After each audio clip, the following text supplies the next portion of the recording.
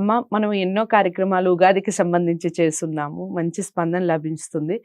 So, మనకి నాగప్రతిష్ఠ అనే మాటని మీరు చేసుకుంటూ ఉంటారు అక్కడ అని. ఆ ఊరికి సంబంధించి అక్కడికే వచ్చి నాగప్రతిష్ఠ 1970లో స్థాపించడం జరిగిందని గత వీడియోలో మీరు చెప్పున్నారు.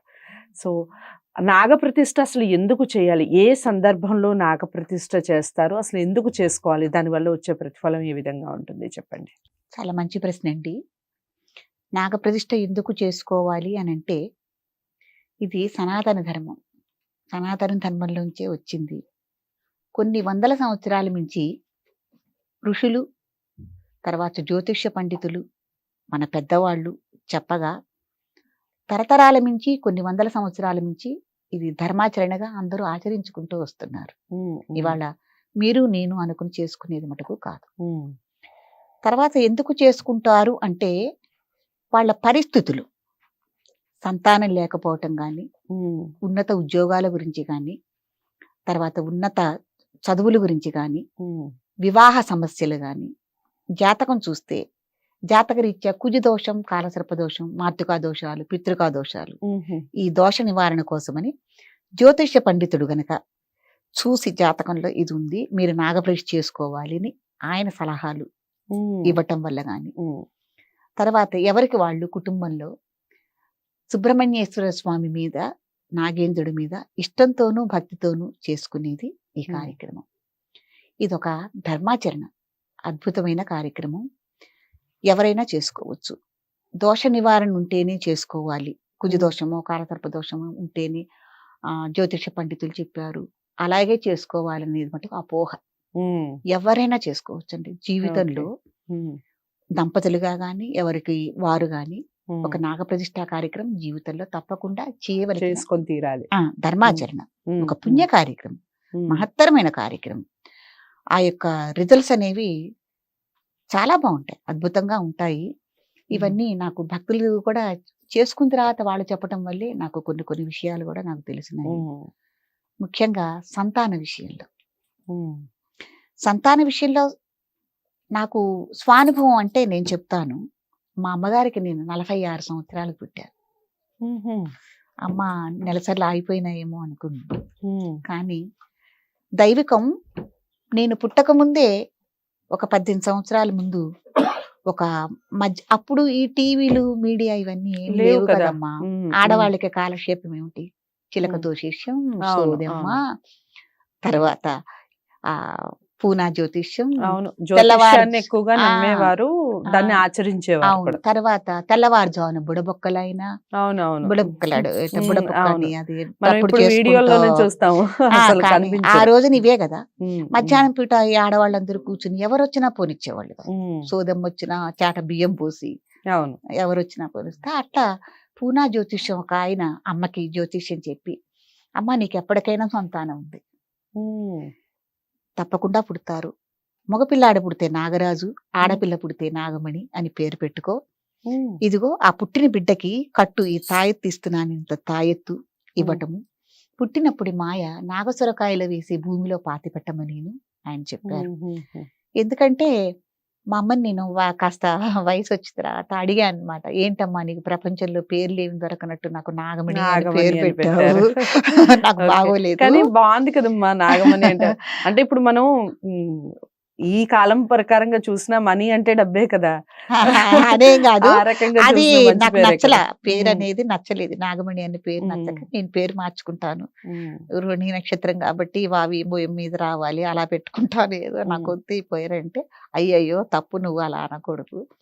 నీకు ఇలా పూనా జ్యోతిషం నువ్వు పుట్టక ముందే 18 సంవత్సరాల క్రితం ఈ పేరు పెట్టడం అనేది జరిగింది అని అమ్మ చెప్పటము. ఎందుకంటే అమ్మ నాగప్రతిష్ఠ యొక్క ప్రభావం, విశిష్టత గురించి మనం మాట్లాడుకుంటున్నాం కాబట్టి అమ్మ కూడా ఇలాగే పూజలు, వ్రతాలు, పుట్టలో పాలు పోయటాలు, ఇవన్నీ సాధనగా ఆవిడ ఎన్ని సంవత్సరాలు చేసింది. ఆవిడకి 12వ ఏటే ఏమో పెళ్ళయింది. సరేనండి, ఆ రోజుల్లో మరి 15-16 ఏళ్లకల్లా కాపురానికి వచ్చేవాళ్ళు. మరి అన్ని సంవత్సరాలు బిడ్డలు లేక ఆవిడ, అంటే 2 మగపిల్లలు 2 ఆడపిల్లలు అమ్మకు పుట్టిపోయారు పురిట్లోని వెంటనే. మళ్ళీ ఈ 18 సంవత్సరాలు కానుపు లేదు. అప్పటిదాకా మళ్ళీ ఏం జరగదు. మళ్ళీ చివరికి నేను 5వ సంతానం అన్నమాట.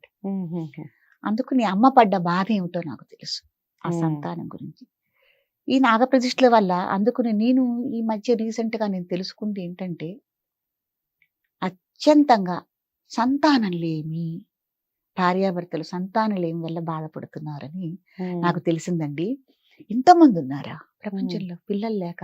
ఇంతమంది చాలా మంది బాధపడుతున్నారా అన్న బాధపడతారు. ఆ! అంటే కాస్త లేట్ అయినా కూడా ఇంత టెక్నాలజీ పెరిగినా అమ్మ, పిల్లలు లేరు, పెళ్ళై ఎన్నాళ్ళయింది పిల్లలు లేరు అనే మాట వింటే ఎందుకో చాలా బాధేస్తది. అవును కదా! అది పడ్డ వాళ్ళకే తెలుస్తుంది అవును ఆ బాధ. కదమ్మా. ఎందుకంటే జంటకి ఐడెంటిటీ పిల్లలు కదా!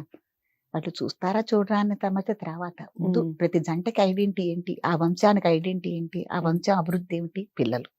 కాబట్టి ఇంతమంది ఉన్నారా ప్రపంచంలో? నాకు అప్పుడు ఈ నాగప్రతిష్ఠలు చేయకపోతే నాకు తెలిసేది కాదు. అంతా జనాభా పెరుగుతోంది అని అలా మనం ప్రపంచవ్యాప్తంగా జనం ఎక్కువ అవుతున్నారు. లిమిట్ అంటాం. ఆపరేషన్ ఇవే అనుకుంటాం కానీ పిల్లలు లేకుండా ఇంతమంది ఉన్నారా అని నాకు చాలా ఆశ్చర్యం అనిపించింది. కాబట్టి ఎవరైతే సంతానం లేక బాధపడుతున్నారో దంపతులు, మా అమ్మ పడ్డ బాధ ఎవరు పడకూడదు. నాకు పట్టుదల, నాకు అసలు ఈ నాగప్రతిష్ఠలు ఇంత ఇదిగా నేను చేయటం కూడా కారణం అదే. స్వామి ఆదేశమే. కానీ కూడా నా పట్టుదల ఏంటంటే ఓపిక లేకుండా నేను చెయ్యాలి. ఎవరు సంతానం లేకుండా బాధపడకూడదు. సరే డాక్టర్ పరంగా, వైద్యుల పరంగా వెళ్ళినా కూడా ముందు స్వామి ఆశీస్సులు కావాలి కదా! స్వామి ఆశీస్సులు తీసుకుని చెయ్యండి. అవి కొన్ని వేలు ఖర్చు పెట్టుకొని మనం చేస్తున్నాం. ఒక నాగప్రతిష్ఠ కార్యక్రమం కూడా ఆచరించుకుని వైద్యపరంగా కూడా వెళ్ళండి. ముందు స్వామి ఆశీస్సులు లభిస్తాయి. అది దాంట్లో కూడా మనం సక్సెస్ అవ్వాలి అంటే స్వామి పరంగా కూడా మన ఆశీస్సులు తీసుకుని వైద్యపరంగా కూడా వెళ్ళటం అనేది మంచిది. అట్లా ఈ ముఖ్యంగా సంతాన విషయంలో అనేక మంది అండి. మళ్ళీ 2018 నుంచి మనం మార్చి 30 నుంచి నాగప్రతిష్ఠలు మనం శ్రీధరపీఠంలో ప్రారంభించాము. అప్పటి నుంచి మళ్ళీ హైయెస్ట్ 22 సంవత్సరాలు పెళ్ళైన వాళ్ళకి కూడా ఇటు సింగరేణి బుగ్గుగని నుంచి వచ్చారు. వెంటనే కమల పిల్లలు హైయెస్ట్ ఎక్కువగా అందరికీ కమల పిల్లలు పుట్టటమే. జంటనాగులు కదా విగ్రహం మనం ప్రతిష్ఠ చేసేది. కాబట్టి అందరికీ కమల పిల్లలే పుట్టటం. మళ్ళీ వాళ్ళని తీసుకుని పీఠానికి త్రిదురి పీఠానికి అన్నప్రాసనని, పుట్టెంటుకలని, చెవులు కుట్టడం అని. అప్పుడు పుట్టిన బాబుకి రీసెంట్ గా నేను అక్షరాభ్యాసం కూడా చేశాను. నార్కెట్పల్లి నుంచి వచ్చారు. ఆ బాబుకి నేను అన్నప్రాసం చేశాను. తర్వాత పుట్టెంటుకలు ఇక్కడే తీసుకున్నారు. మళ్ళీ వాడికి అక్షరాభ్యాసం కూడా చేశాను నేను. అంత ఆశీర్వాదం ఉందన్నమాట. అంత ఇది ఉంది, అంత శక్తి ఉందండి నాగప్రతిష్ఠలు. అక్కడ శ్రీధరపీఠంలో నాగప్రతిష్ఠలకి అంత విశేషం, అంత ఇది ఉంది. అదొకటి నాగప్రతిష్ఠ కార్యక్రమాలు అనేవి ఎక్కడ పెడితే అక్కడ చేయకూడదు. ఆ నాగప్రతిష్ఠ చేయదలుచుకున్నప్పుడు ఆ ప్రధాన దైవం ఏదైతే ఉందో ఆ దేవుడికి నిత్యధూప దీప నైవేద్యాలు జరుగుతున్నాయా లేదా, తల్లి బిడ్డల అనుబంధం అనేది ఉండేది. ఏంటి, మూల విరాటికి నాగానికి శివాలయం కానీ శివుడికి నాగాలకి అనుబంధం ఉంటుంది. అట్లా ఎంచుకుని ఆ క్షేత్ర విశేషం తెలుసుకుని నాగప్రతిష్ఠ కార్యక్రమాలు మనం చేసుకోవాలి. ఓకే, చాలా చక్కగా వివరించారు. మీరు నాగప్రతిష్ఠ చేయాలి అనుకున్నా, లేదా మీకు ఇప్పుడు అమ్మ చెప్పినటువంటి విషయాల్లో ఏ ఒక్కటి మీకు కనెక్ట్ అయినా, మనం ఇది చేయాలనుకున్నాం చేయలేకపోతున్నాం అన్న ఫీల్ మీకున్నా తప్పకుండా సంప్రదించండి. స్క్రీన్ మీద కనపడే నెంబర్కి కాల్ చేయడం ద్వారా మీకు వివరాలన్నీ కూడా క్లియర్గా చెప్పడం జరుగుతుంది. ఇంకా మరి ముఖ్యమైన విషయం ఏమిటంటే, ఇది చాలామందికి చేరాలి ఈ వీడియో. సో చేరాలంటే ఏం చేస్తారు, లైక్ చేసి షేర్ చేయండి, ఛానల్ని కూడా సబ్స్క్రైబ్ చేసుకోండి. మరిన్ని మంచి వీడియోస్తో, ఇలాంటి కార్యక్రమాలతో మళ్ళీ మీ ముందుకు వస్తాం. అంతవరకు సెలవు, నమస్తే.